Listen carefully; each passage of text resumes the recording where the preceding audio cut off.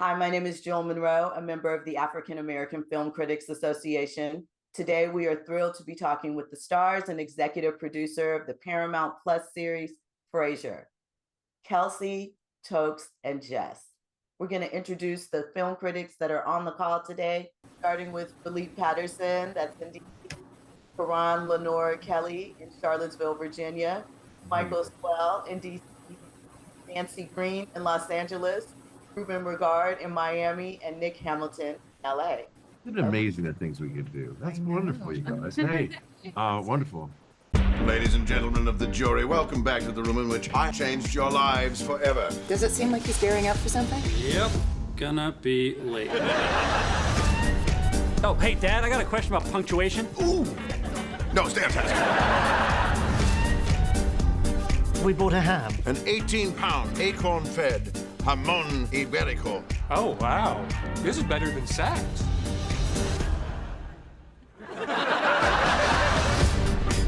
How do I look? Rich. Just what I was going for. So, girls' night, huh? Haven't had one of those in a while. It's usually just me and those two grumpy Muppets over there. This is Dr. Frasier Crane. I'm listening.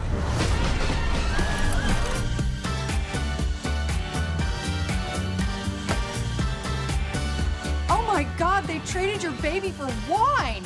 Do you really think we would trade John for white Zinfandel? Or any wine? But I don't know what to do with those tossed salads and scrambled eggs. Welcome back, Doc. This your son? Yes? Used to listen to your show all the time as a kid. Big sports fan. So not your son. Life's calling again. Hello, guys. I'm Philippe Mac. How are you doing? Good. Very good, thanks. Good. So I enjoyed the show, the second season, the revival. So the question I have for you guys is, what are the key elements to creating a relatable and inclusive TV show without being typecast and just to being just overall good show? And how does Frasier achieve this successfully? Okay, I guess I'll go first. Go for it. Inclusive. Honestly, it's not necessarily a goal in and of itself. I mean, if you are alive and breathing today, you are inclusive. I mean, you care about everybody, and that's certainly who Frasier's always been as a character. He finds, I guess, people fascinating. So, and it's not to the exclusion of any other set of people. So it's natural. It's just by virtue of the fact that it exists, it is inclusive, because the human condition is what makes it an interesting show, and the fact that we love each other the way we do, and these magnificent young people beside me. Young. Yes, well, you are everything and more, including young.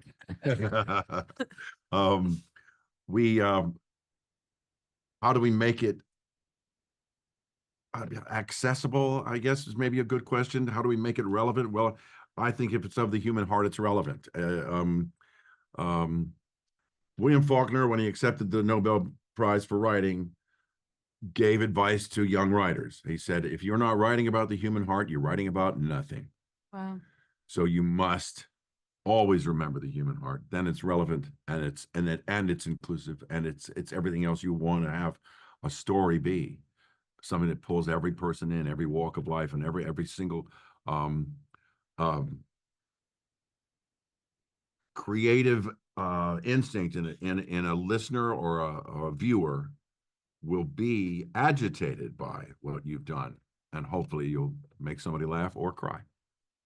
I think that's about it. I don't think you're giving yourself enough credit, actually, because I think because of the way you see the world, like that's just the way it is to you. Well, it may be true. But like there are very few shows that would have just auditioned the people who they thought were right for it. I mean, I know for my role, they saw a plethora of completely different looking, sounding, and For mine and too, for sure. right. And I don't think that most shows do that. I think that most shows very stereotypically write for certain things, and God forbid you bring in someone who looks a little bit different, nobody can see it that way. And so I think that the fact that that was done and we ended up with a show that is now quite diverse when you look at the cast and guest cast that we're bringing in, you look at the writers. I mean, the writers room is so diverse, whether it's, you know, people of color, LGBTQ. I mean, we've had so many women directors, directors of color. That doesn't happen a lot, definitely not in sitcom, you know, definitely not in this kind of a sitcom. And I think it's a testament to the producers and the writers as well, that they're also writing actual human beings. You know, there's no stereotype here. Like, you know, Olivia is just a human woman. And yes, there's the truth of she is a professional Black woman. So she's middle-aged and now she doesn't have a family because she's had to work so very hard to do what she does to get to the front, you know, but now she's relaxing into this world of like meeting people who she actually feels see her and being able to be herself. And the writers are writing towards that. They're like going with the flow of it, which I think it's really unique. And I think that's one of the reasons why the show it's working. It's genuine, right? It's organic. Yeah. Absolutely. Okay. Thank you guys. I love the show, and thank you, Kelsey, for Girlfriends. Oh, bless you. Thanks, man. My pleasure. Hello, my name is Karan Lenoir Kelly. It's a pleasure to meet all of you. But this question is for Kelsey. Frasier has been such an interesting character throughout so many years, had so many transitions as a broadcaster, as a shrink, but now he has people directly influenced by him. His son, his nephew, ultimately differently respected because of his age in the game. How has it changed in season 2 for Frasier, being a dad, an uncle, and an influencer of so many and regarded as a GOAT? A goat. Yeah. I know what that means. Nice. Of all time. That's really lovely. In this iteration of Frasier, it's frankly his fourth lifetime that we've lived. Certainly his fourth decade, I guess, and that sort of corresponds to. I mean, I realized we had a little celebration with Jimmy Burrows just a while ago, his 50 years in television, and I realized as I was presenting a little sort of just speech to him with some cake, I realized that I'd been working with him for 40 years, and Wow. that was an extraordinary thing, and that we had spent that much time together crafting that many laughs and that many stories, and that our faith in the human experience, our faith in just love, our faith of us together, the fact that we made each other laugh and that we could make so many other people laugh, was the gift of our lifetimes. And that has transferred into what is this iteration of Frasier, who is a man who's looking after a lot of people. And I do this all the time. I tend to tear up. But I hit on it earlier today.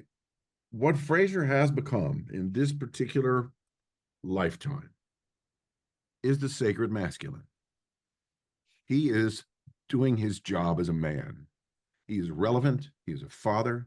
He's a caretaker. He is a success. He has fought very hard to become that, but he is living a man in full, a life of a man in full, with a full heart and with devotion to his family. And I couldn't be prouder of him. And he's a good friend. Yeah, he's a good friend. Yeah. You know what? You're not going to make me cry in public. I don't do that. I don't do that. But I thank you for your body of work, for your legacy, and for how you've served us, and how this reiteration, this reimagination of Frasier's life at a certain age really honors us at a certain age. So thank you. Thank you. Thanks. We're all in this together, you know. Yeah, we are. We got to be. Thank you so much. Bless you. Thanks. Hi, Michael Sowell from Washington, D.C. First, no, with honor to speak to all three of you. Kelsey, you are my favorite beast, by the way. I just want to bless you. acknowledge Thank that. you. Yes. Now with the new iteration, one thing, even though that John was not, there, but I felt his spirit throughout this entire season, and even in the first few episodes I saw in the second season now, as your character's in a new position in his life. And as I look into a relationship with my father, importance of father and son relationship dynamic, this is a show I really relate to, and I just want to thank you for your performance, especially also to the character of your son as well. How is in season two is going to be explored in terms of expanding on the relationship as they're going through different situations, if you can tease? Sure. Um, the very first script, the pilot script of the first Frasier was called The Good Son. The pilot script of this Frasier was called The Good Father. It's all about him becoming his father. Honestly, the father becomes a son, the son becomes a father. It's how we are. That is the spine of the show. I mean, that's the primary relationship of how they will become one, I think. I mean, I think that's how it's going to happen. How Freddie will become Frasier and Frasier will become Martin, and how they'll sort of interchange those roles. I mean, that's, I think, where we're heading. And it has always been out of respect for family, out of respect for relationship and love of one another. And that relationship is the one that, thresholds the rest of the stories. And so that's where we are. I appreciate your mentioning your father as well. I didn't know my dad, but I've had a great experience having 7 of my own children, and to be called dad when I never actually called anybody dad has been an amazing thing for me. Well, I just want to say again, this whole interview. I mean, I need to get some tissues because, but for the rest of the season though. But also, I'm looking forward to Justin talking your character throughout the season. But thank you. Thank you. Thank you. Hi, I'm Nancy Green with Film Critique. Hi, Nance. And hi, it's great seeing you again, by the way. I saw you at the Variety FYC, and I wanted to kind of go into that a little bit further about Bukowski and the quote about the parents messing up the children. And I see here, like you were talking about how the relationship there between Frasier and his son is getting, it's so healthy. Can you talk a bit more about that and about just the relationships in general in this show? Sure. You guys want to take one for a minute? Oh, The relationships of the show? the relationships in the show. Yeah. I'll take relationships in the show. I think that one of the reasons why Frasier works is because even though, it's like kind of a highfalutin bunch of people for the most part, there's a focus on the humanity of the relationships, the things that all of us go through, the doubt that we feel in ourselves, the desires that we, things we want to be, the things we want to find out. And I think one of the beautiful things about a lot of these characters is that they're misfits, and I think that that's something that a lot of people do relate to, is feeling othered and feeling like they don't belong anywhere and trying to find their chosen family. And I know that for Olivia, definitely, and probably for Eve as well, it's like they haven't found a place to land, and now there's this like chosen family that they're all like part of. And it's the glue. The glue is all these people trying to be their true selves. That's all anybody really wants, is to be able to be who they really are and find a group of people who actually see them, right? And I think that this group of people actually see each other, and they are allowed to be exactly who they are with one another. And so as each character is trying to find their place, and they're all trying to find very different places. Yeah. The other characters are kind of like relating to that, encouraging, and I think that that's the beauty of the relationships, and they've been fleshed out in this season. So now you're seeing everybody else's little worlds as well. Something that Tokes just said about misfits. We're all misfits. And that goes back to your point that picks up on that quotation. They fuck us up, our moms and dads. They do. We are all misfits, but that's their job. You know, it's they didn't do anything wrong necessarily. They did it as best they could. And we're meant to discover through our union with one another and what attracts us to one another is not necessarily anything but the discovery that we share this misfit society. Our moms and dads all made the same mistakes. Everybody's walking around insecure or uncertain about this or that. And here we all are in a room full of people who are looking for the same thing, which is acceptance and love and an extraordinary life, a relevant life, a life of lived of purpose and success. And we're all fighting every day to get to that place. And if we find good company, Yeah. we've actually won. Yes. Yeah.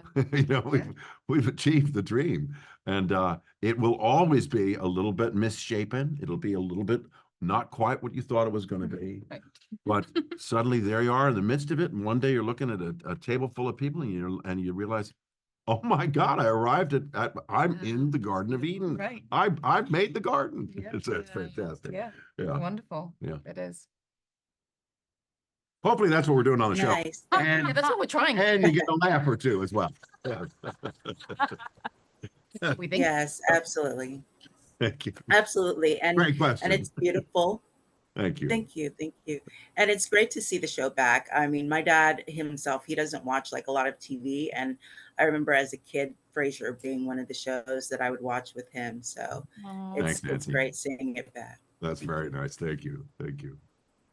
Hi, my name is Ruben Peralta from Cocalecas in Miami. Hey, man. Hey. Hi. We were talking about Frasier and all these years, and something that we've seen in TV and movies is a new definition of nostalgia.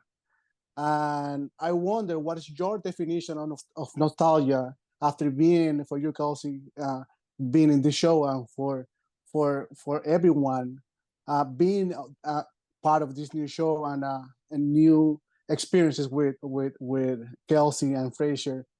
There has to be a new definition of nostalgia because it's something that's so romantic for me. Oh, nice. Nice. This is a great question. Nostalgia is a great word. I mean, my personal sense of nostalgia is actually my grandparents. Their love of America, their love for of country. My granddad fought in World War II. They didn't ask for that. They just ended up in it, and they thrived anyway. They survived the Depression. My nostalgia, my personal sense of nostalgia is a group of people who don't quit, a group of people who fight for goodness and who respect all people. That's the family I grew up in. Now, what hopefully has carried into Frasier, the show, as a result of, I guess you could call it, my mission, besides just entertaining, is to set up a world in which we relate to one another as though we deserve it. That the decency is the common denominator. The goodness is the basic common denominator between us, and that we will always do our best. I'll sideline for a second. On Cheers, the shows that I always thought were wonderful shows were when one person was in trouble in the bar and everybody got together to help them out. And that, I think, is something we do in this show as well. That's what's remarkable. So the new nostalgia that I'm trying to kind of wrap my mind around your metaphor is for this form of entertainment, is for this style of show. I mean, a multi-camera show is a magnificent show. The best shows we ever have seen in our culture, in our history, in our shared culture have been sitcoms. Yeah. You know, they go back, way back. I mean, they even started with Jackie Gleason on up through Bill Cosby and on up through, the Archie Bunker and through Cheers and Frasier and Seinfeld. And those are the moments that we actually, as a group of people, came together and celebrated together. And so maybe the new nostalgia that I'm hoping we, can connect to for this particular show is that, oh yeah, those were great shows for a reason. This is a family, and this is shot a certain way. It's accessible, and it's like when we shoot the show on our stage now, it's like show night. It's like people come, from all around the world actually to see us in that moment, and it's like it's like dinner and a show, and they're sitting there watching this thing unfold, and the fun that comes out of it. Yeah. Is just fantastic. So maybe nostalgia is going to be just fun. It's kind of like for me, it's kind of like Inception, because for me, nostalgia is almost like deja vu, right? Because it brings you to this place again, brings you back to this place again. And we are in this place again, though. We're not like really going back to it. We're in it. Yeah, that's good. Right? So you're like in the nostalgia. Like I get to, I watched 3 television shows religiously at the time. Frasier was one of them.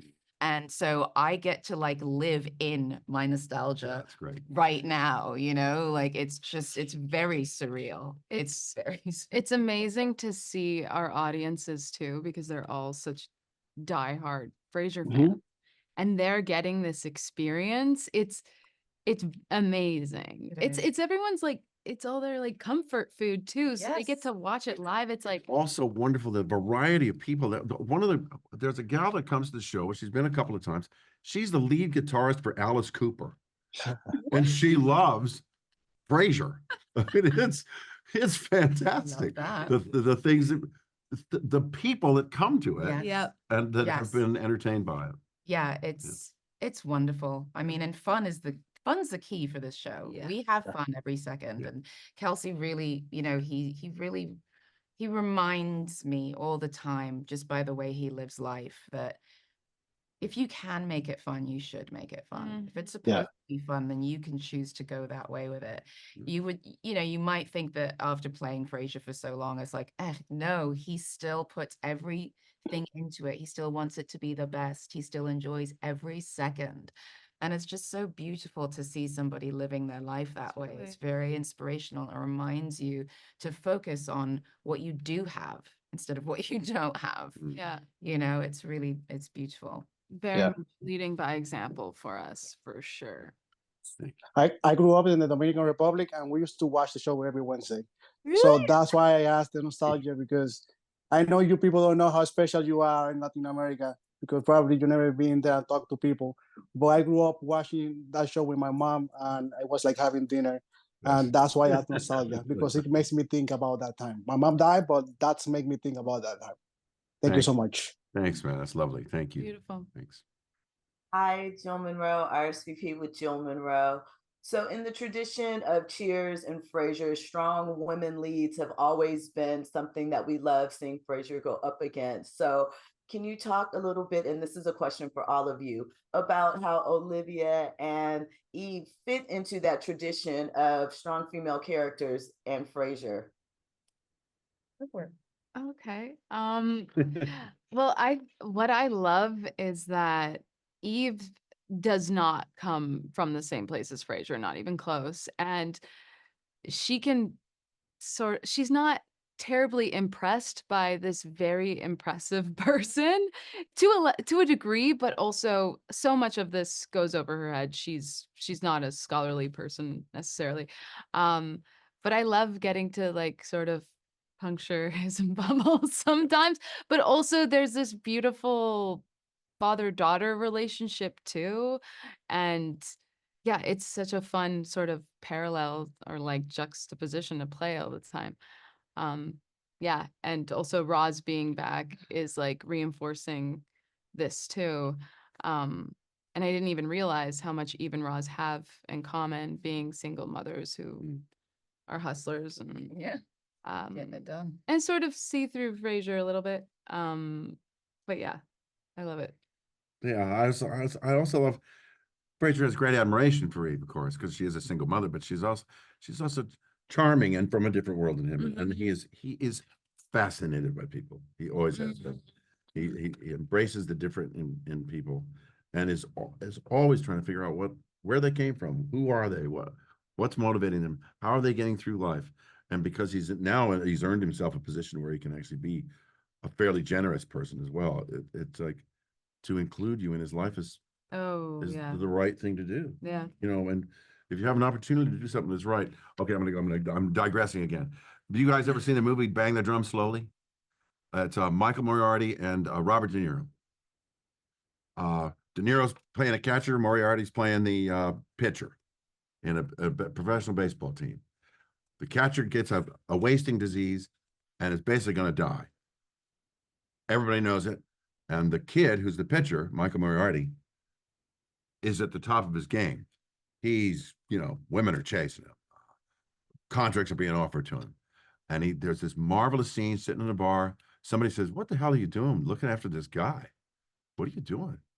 And it's just the most wonderful moment when he just says, "Well, I'm doing what I have to do. It's what you should do." And it's just a breathtaking moment about if you can help, you help. That's who you are. It's what you're supposed to be. It's the human experience, and that's what we have to do. And he does it so beautifully. I don't know whatever happened to Michael Moriarty. I actually knew him years ago, but he was magnificent in that moment. If he never gave another performance in his life, that one earned him a place in heaven. And that's. And the thing about like doing what you have to do, I think that one of the wonderful thing about all the characters, but specifically the women in this universe, they're doing what they have to do, but they're all living their truth, right? They're all really going for what they want, right? Eve wants to be an actress. She's not made it yet, and she's got a kid to take care of, but she's still going for that dream, you know? And Olivia, like, she's excelled, you know, in the academic field, and she's, you know, in her work, she's doing well, but now she wants to be whole. She wants the rest of it. And so she's like going after that. To be a relevant participant in your life, you have to go for the whole life. Yeah. And I think that's part of the strength of the women in this universe, is the fact that they're like, you know what? I'm not going to let anything stop me. I'm going to keep going no matter what. I'm going to pick myself up and I'm going to keep going, which we all know is what women do. You know, we have some stuff that happens that's gnarly, and we're just like, you know what, I still just got to keep going. You know, we got to keep going. And it's like one of the most beautiful things about you, Kelsey, and the character of Frasier is when he looks at people, like you said, he loves people. And so he will embrace you and bring you into his world. And I think that that's one of the wonderful things about the women is like Olivia and Eve and Roz should never in any universe be friends. In what universe are they friends? But because of this person, they are brought together into this sort of like family where you get to see this beautiful friendship between three women of completely different ages and completely different backgrounds. And I think that it's a really good example for humankind in general, but also for women, because really there's been a lot, I think, a lot has happened in history to make women competitive with each other, right? And to kind of like want to like tear each other down, right? And we shouldn't be doing that. We should be together because we know each other's experience at the core. And that's how we will excel. And that's how we will succeed. And that's how we will raise good men. And that's how we keep going, right? And so I think that the fact that they have this bond. And like, I know that when Olivia looks at Eve, she's like astounded.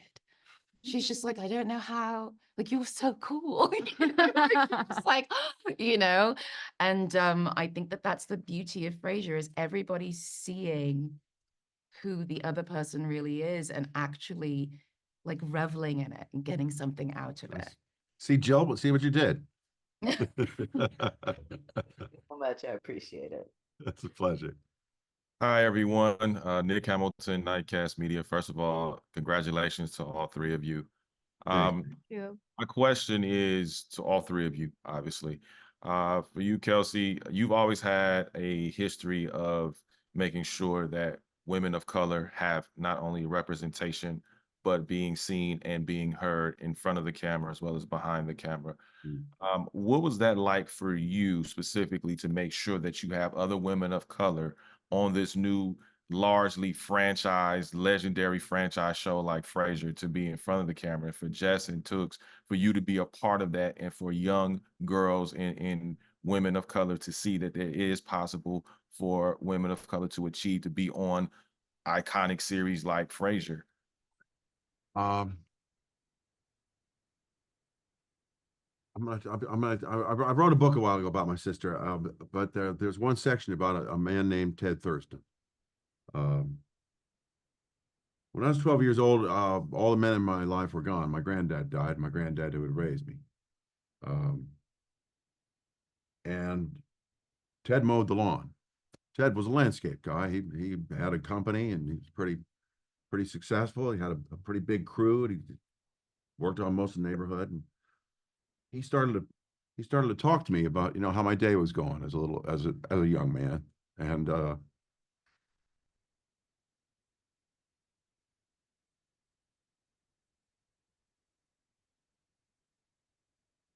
Ted was a black man who took time out of his day to look after a little boy who was in pain and lost. And I never got a chance to thank him. But I didn't mean to do all this. I'm sorry. I was taught in my life by my granddad and by Ted and by all the fortunate friendships, encounters I had with people, that we are all connected and that we are meant to do our best for one another all the time. So 30 years ago, when I sat in an NBC, confab about diversity and, we should really reach out to the Asian community, we should really start reaching out to this community and get them involved in television. And then they did this every year for 5 or 6 years, and then they wouldn't do anything. So I finally thought, well, screw this. I'm gonna do a show about some black girls, who love each other, and I met Mara and we started talking, and I said, let's go make this thing happen. And I walked into NBC and they still said no. I said, well, I'm fed up with this crap. And then I ended up pitching to Dawn Ostroff at Paramount Pictures, and UPN, that's what it was called at the time. And she said, and I explained to her why I was a little upset, a little exercised. And so she said, well, relax, we're going to make it. So it was just, I just thought it was high time we put our money where our mouth was, and stop all this falderall, all this nonsense, because we've been on the same page for so long and so resistant to it in so many ways. And, listen, like attracts like. People huddle in masses, because they feel comfortable in a certain place. But you gotta move past that, and we all gotta rise up. That's our job. And Ted helped me as a young man when he didn't have to. And so it's Except just back to what you said. He was it's doing just what what he you had to do. do. It's Oh. it's what you do. Yeah. Yeah. Yeah. Yeah. So there it is. Now we're all crying. Okay. Yes, you're welcome. Thank you for God sharing. bless him. Ted Thurston. What a wonderful man. Yeah. Thank you all for sharing that story. And I still love Boss, even though you haven't done it in years. I think that was Well, you never know. I can't say anything specific, but he may rear his head again. You never know. It's my favorite role. Thank you all again. Appreciate Thanks, you. man. Thank you, guys. Thank you. Thank you very much. Want to thank you so much on behalf of the largest group of Black TV and film critics. We want to thank you for joining us on this episode of the AAFCA Rounds. Bless you, guys. Thank you so Thank you. much. Thank you.